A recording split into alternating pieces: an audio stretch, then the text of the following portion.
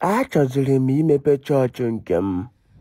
Yes, I want to open my own church. Maka na chọọchị niile a na-ejetọ before now, o meghị nke na-enye m ihe m chọrọ. Osisi rice taa, Sunday ọzọ ya ha esi.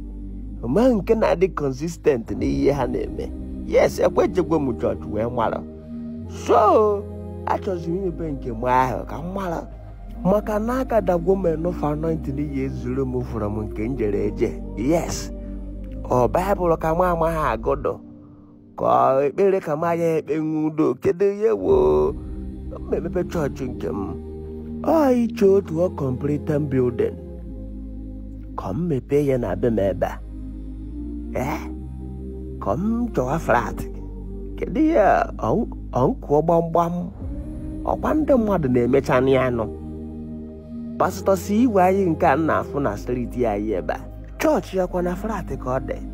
N'otu na-enu ebe chọọchị na-atọ ọzọ n'ọgwa ịmagwụ na ha dị mmadụ fụ ọnọrọ andaya ha na-apụcha apụ enu ndị mmadụ na-eme n'elu. Yes, ọ wụrụ ọdụm eji akpọọ m ya kụziere m pastọ amama anyị dọnzọ ya ekwe gụọrọ m egwu ịmagwụ na ama anụ mmụọ na-agba egwu Kristian. Achọghị m mkpọọ ya bịa gụọrọ m Chukwu ekwene ka otuto too ya n'otu oge anyị mamịrị. Achọghị m ihe ahụ dị okwu chịkọtachi ụmụ nwaanyị niile a na-achọ mkpụrụ nke agwọ chọrọ mere akọrọ ịmagbono ndị ama ka esi ebugharị ekpere. Eji m agwa akpụwa m daadị before you know it ụka sara ọkụ mmemme 10 days power pad crusade ka ekpere sara ọkụ ebe niile. Ndị rasida chọọ m nwunye maka esi agba onye ego achịkọtasị ego onyinye werekwa na-ebu ushie ka Chineke mee ihe dị na ya nọ.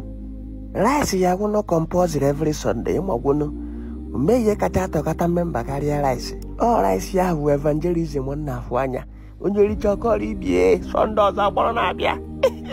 Before you know it, crowd eju ebe niile.